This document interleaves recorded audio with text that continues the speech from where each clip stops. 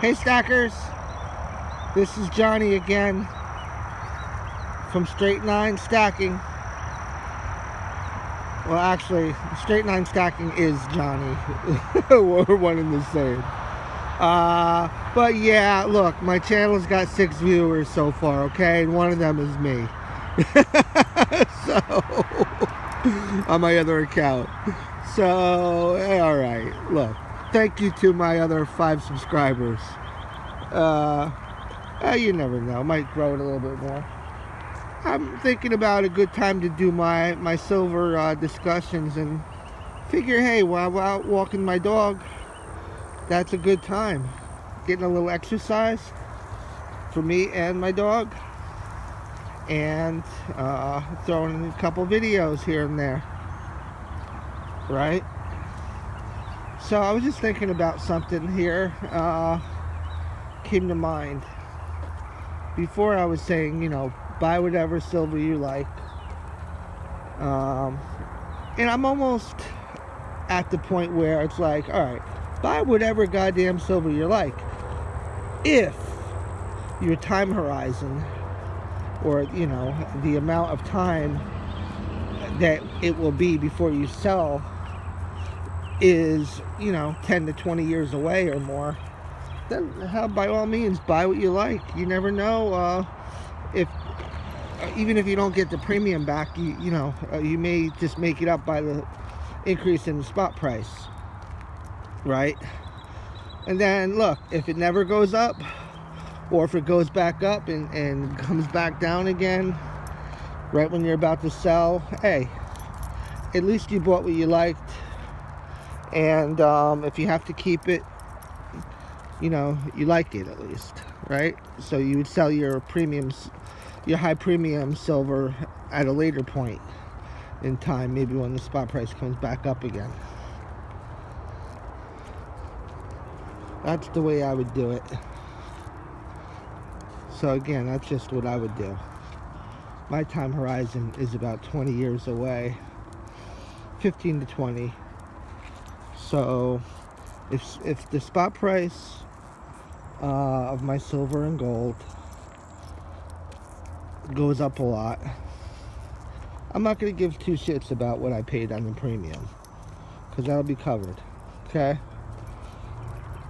In the meantime, though, if the spot price stays about the same and I'm not in the profit zone, well, then, you know, I will not sell the silver and gold that I paid a big premium on right away. Maybe I'll hang on to that, because my exit strategy is not to liquidate everything in bulk. Like, I'm not going to call up AppMax and say, hey, I want to sell my entire collection, you know, all at once. The only way that would happen is if I died. My wife has instructions on who to sell it to among the online dealers. AppMax gave me a great deal last time. I sold. That doesn't necessarily mean they're going to give a good deal again, but she's got the 3 or 4 different dealers that I would like to deal with from online, and the contact and how to do it and everything. So, and that's an important point, and it's worth considering. The loved ones in your life, make sure they know how to liquidate if they needed to. Don't have them go down to some sleazy fucking pawn shop or you know, local dealer to get ripped off. And do not let them fucking put all your constitutional and coin rolls and cash them in for face value, okay? When I was a bank teller years ago, boy, I've seen that happen so many times. I've tried to stop these little old ladies. I pointed them down to the nearest coin shop. They didn't want to hassle. They didn't know what I was talking about. They thought I was trying to sell them something or scam them or something. And they did it. They cashed them in for face value. I gave them the chance. What did I do? Of course, I turned right around and bought the rolls right out of my own pocket, and had some face value silver buys back in the old days, you know. But with all honesty, I gave them many chances to you know, to get educated. But what could you do? And so anyway, getting back to loved ones, make sure they know your exit strategy wishes, and they don't get ripped off. Otherwise, all this is for nothing. If all this stacking, you know, then it's just a freaking hobby, and it's like collecting baseball cards for fun, and you didn't make anything out of it. Your family didn't benefit. It would be stupid. All you did was get a coin dealer richer by having your family ripped off, right? So kind of educate the ones you love, the ones that will be doing the liquidating,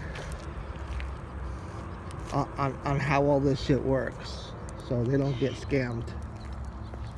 And that's the thing, because at the end of the day, it'll be you getting scammed, or your legacy, whatever you're trying to pass down, it would be a nightmare. Okay, so do that, or put notes in your with your stack, just as a reminder what your wishes are, things like that. Oh yeah, and then getting back to spot price and premiums, no one likes to pay a premium, but you got to remember, the spot price is only for silver grains or gold grains. It's not for a fabricated coin, a minted coin or minted round. It costs money to turn, you know, silver or gold into a coin or into a round or even into a bar. There's some excellent videos on YouTube about how the different mints manufacture these bars, these coins. There's a really good one I just saw from the Canadian Mint. Although I gotta say, I'm really pissed off at the Canadian Mint for allowing their silver maple leafs to milk spot.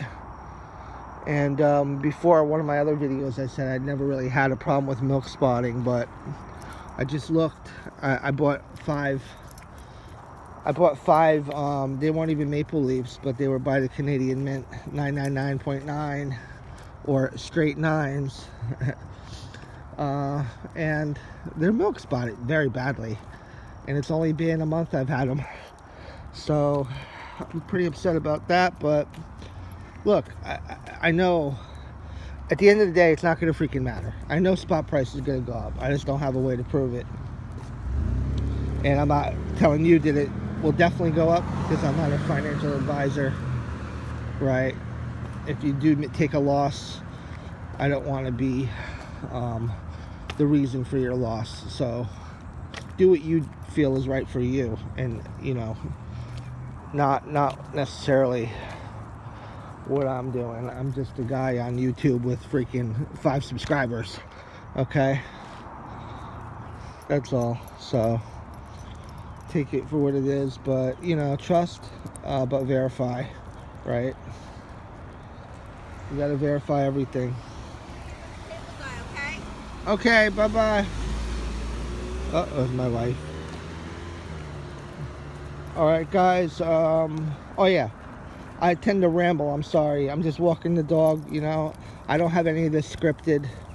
I don't have flashy graphics or any of that bullshit. Okay? Not to say that I don't like flashy graphics and stuff, but I like to just keep my videos real as much as I could. Kind of like Silver Joker, you know. He gets in his car, he freaking drives. When he's holding the camera at a certain angle, like kind of like in the cell phone view, you know damn well he's driving. He doesn't want to go out there showing his address and whatnot. You know, that's kind of why I'm pointing down to the ground. I don't want to show really street names and whatnot. You know, so not that I have a huge stack, but you never know. It's all relative. My stack might be huge to some people. You know, and like Big Stack McGee, the guy's got thousands and thousands of ounces, but to some people that's nothing, you know. So it's all relative. Also, you know, just like this silver and gold prices, $15 silver, you know, that's high to some people. Probably the old time stackers, you know, they got it for $5 and $10 an ounce and whatnot. But, or, you know, to the new stackers, or it's the stackers that remember it being 20, 25 an ounce, $15, that's a sale. So everything's relative, right? I remember when the gold eagles first came out. I remember vaguely, but I remember them being sold at the post office, or actually, no, it wasn't the post office, although they probably were sold there. This was at the train station when I was picking up my ticket to go to Manhattan, and it was an ounce of gold for $3.86. I was like, wow, that's a shitload of money. $386 for a freaking coin that says $1 on it, or like $50 or whatever. I don't remember what it said, but I remember one little coin. It was small, and it was $3.86. Like, whoa, that is a shitload of money. Now, if gold was $3.86, I would sell everything I have and buy as many of those as I could, right? So yeah, everything's relative. Just like another stacker brought up something and said, hey, you don't want to see $20,000 gold. If you see $20,000 gold, you're gonna have $1,000 bread, $500 milk, you know, $100,000 property tax. Yeah, so yeah, you got a point there. It could end up being you want the spot prices to go up gradually, not overnight, because that means there's some huge event that's going to affect you other ways, right? So you don't want the spot price of silver or gold going up 2, 3, 4, 5% in one day. That's not healthy anyway, right? So stack up one's nice and low. Again, relative, but historically the price of silver, at least, is considered pretty low right now. As of today is May 6th, 2019. We got a spot price under $15 an ounce right now for silver. I've been loading up as much as I could afford, but remember, you don't want to buy, you know, and go straight gung-ho, even if you are getting it at a great price, right away, like all of it, all your money, because you still need that fiat currency to pay your monthly obligations, right? So if you have to liquidate, you know, especially at the coin shop, like a local coin dealer, you may not get such a great deal covering your premiums right now, because you really can't rely on spot to cover your premium. So even if you are getting $1 per eagle back, it's not going to cover it fully, right? You need time. You need time for the spot price to rise enough where you can be covered with a guaranteed profit.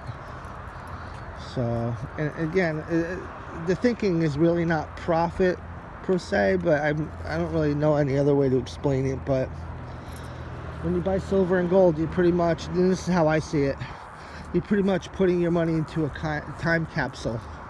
You're putting your money, say, hey, I'm worth, let's say your net worth is $10,000 and you have $10,000 worth of silver and gold, right? You say, okay, I am putting my $10,000 into a time capsule where 30 years from now I will sell my silver and my gold, and even if I got back $10,000 or the equivalent, it wouldn't necessarily be $10,000 that you would get back. Or if it was, let's say it was still $10,000, it would be the purchasing power.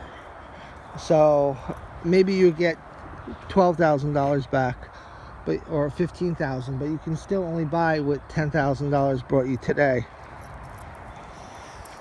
So you want to be able to buy, you want to be able to basically transport your money, the purchasing power of it anyway.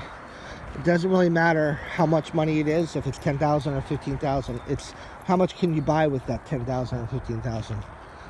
And it's my view, and the point why I stack silver and gold is because I think that the dollar is going to be worth less money in the future. And when I say less money, I think that, and I'm using the wrong terminology, because really fiat currency is not really, I guess it's money as far as the general population is concerned. But when I think money, I think in ounces of gold or silver now.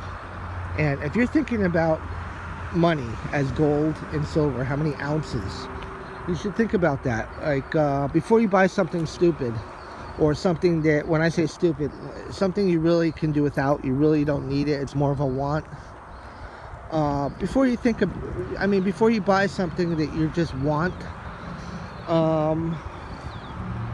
think about it. Like, gee, do I really need to spend this much money or this many ounces on this item right now? Do I need to spend this many ounces on this item? Is it worth it? Lay out, let's say you're going to buy something for 10 ounces. Lay out 10 ounces on the countertop. Say, hey, do I want to really spend all these coins on this item? Is it worth it? Is it something that's going to benefit me in the long run, to where I've got a financial benefit from it more than what these ounces would give me? Things like that. If you're thinking about expenses as in terms of ounces and not dollars, it'll be a little bit harder to justify the purchase. You may end up saving money that way, or saving an expense. That'd be, you have more money available, or more fiat currency available to purchase more ounces, right? Or to pay down more debt. And that's another thing. So a lot of people on YouTube say, hey, you should pay down all your debt before you buy ounces. And yeah, you should pay down your debt, but that doesn't mean that you shouldn't buy any ounces either, right? Because I think everything well balanced will be fine, right? Now, if you're paying 20% in credit card interest, that doesn't mean that you shouldn't buy any single ounces, because you do want to buy a couple ounces here and there, just so you kind of can get started and have some sort of input into the silver and gold market. It probably wouldn't be, if you're high in debt, it probably wouldn't be gold that you're stacking, unless you're doing the 1/10 ounces. But it is always good to stack, even if you have debt, because that is, you can save that for retirement. Save that silver and gold for retirement, right? So, because if you're just paying off debt, it might take you so long, you might not have anything for retirement, right? And if shit hits the fan, you won't have to pay back that debt anyway. Or if you do pay it back, you're paying it back in worthless fiat currency. So you'd be ahead of the game. All the people that paid their debt back in high value dollars have actually lost out. Right? That you're sitting there with a load of debt, but you have shitload of ounces. You can cash those in, pay off your debt, and still have shitloads more money left, or fiat left, whatever the prevailing currency is.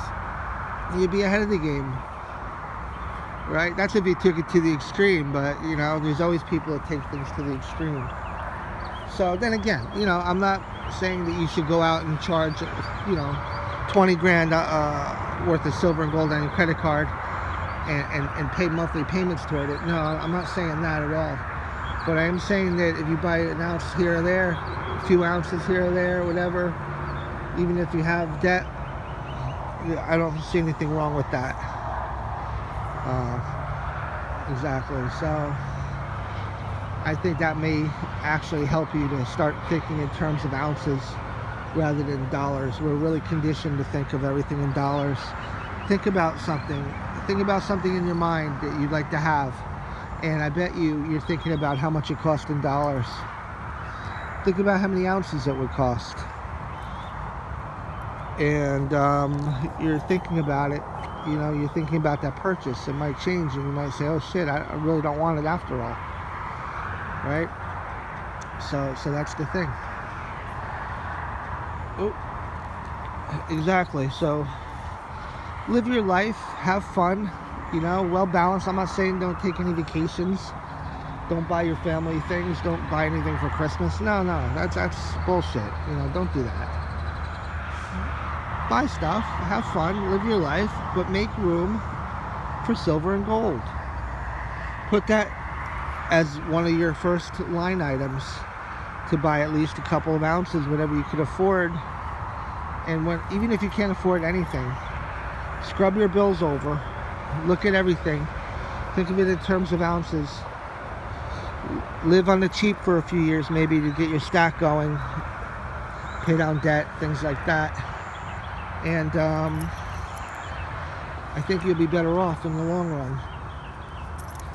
Okay? So, that's what it is. Just a quick, this was kind of like, not really quick, but it was a discussion really on not worrying so much about the premiums you're paying to the most part.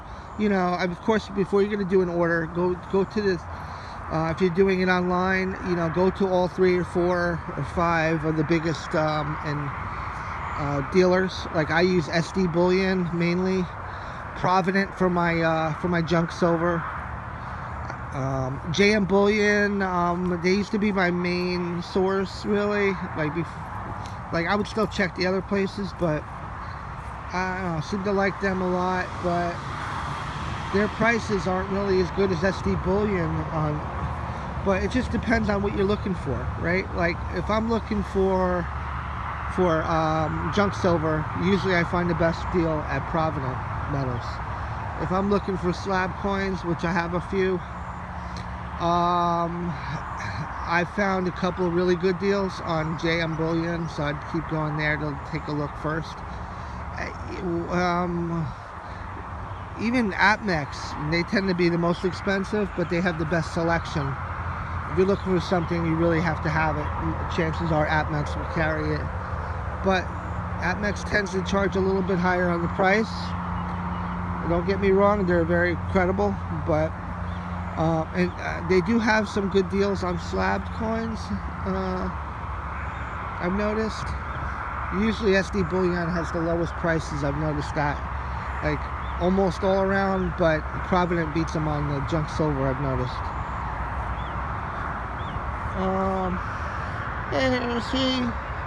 Hershey. Yeah. Oh, I gotta go. I'm expecting the cable guy to come. I gotta take my shower and whatnot. It's still early in the morning. But yeah. So look around when you're doing your purchases. Right? Sometimes the local coin dealer will have a good deal, but it's usually not. I've noticed a lot of the local coin shops, their silver will be all scratched up.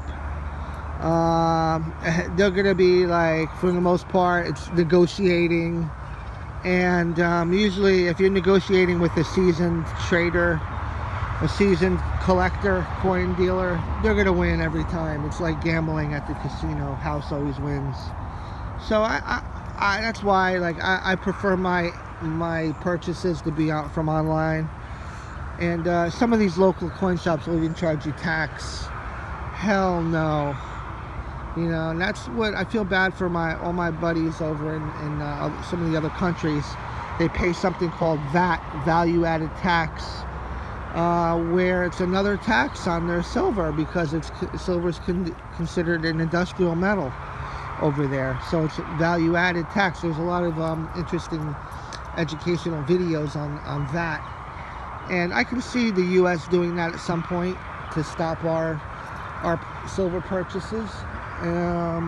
Surprised that they haven't done it already.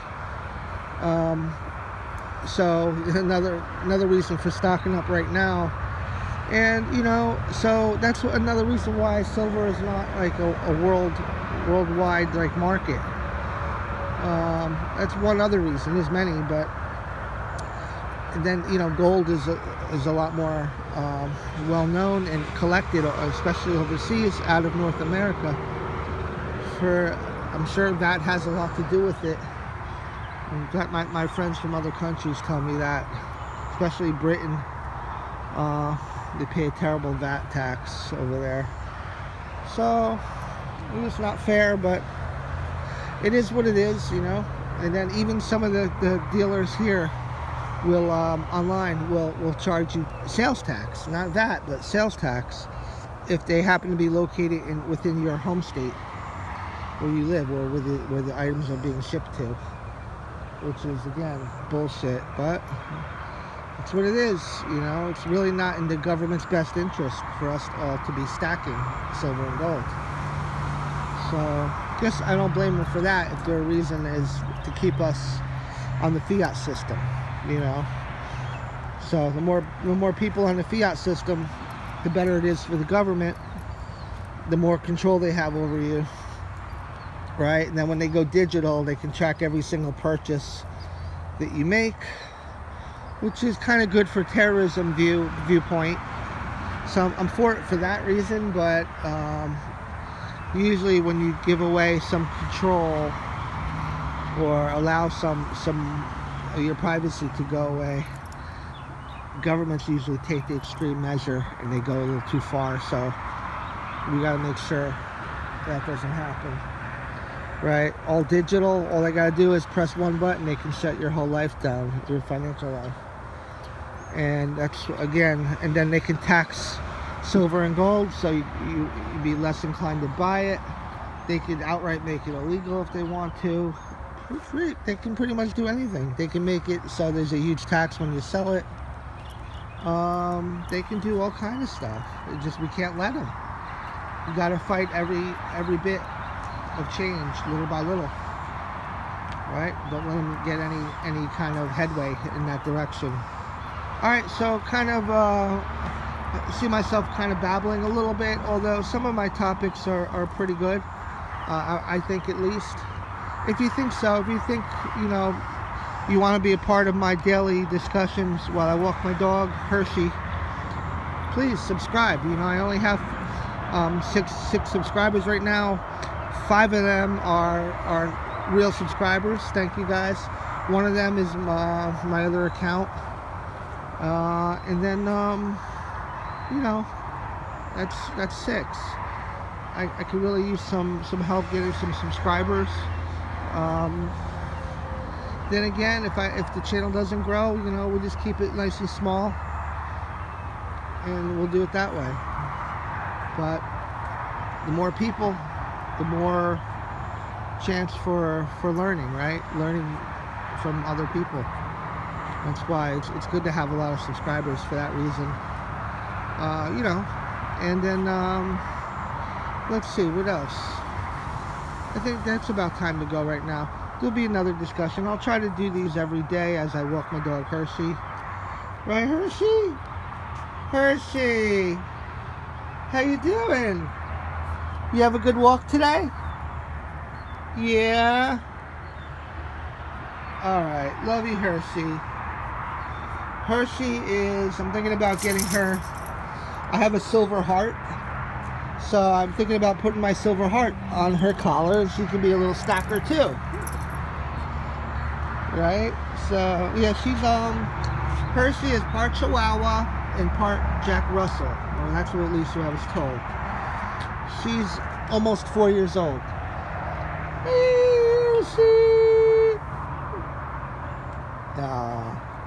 So today's video is about a half an hour long. I think that's it. I don't want to go any more than that. All right, take care. If you found my discussion kind of enjoyable, please click the like button. subscribe, and hopefully you'll be looking forward to hearing more of my videos, discussions. Chime in on the message board there, comments, and tell me what you're thinking. All right? Okay, thanks so much, and bye now from Johnny and Hershey, straight 9 stacking. All right, not just straight 9 silver, straight 9 gold too. Okay, I got about 50-50 in terms of dollar value. All right, bye for now.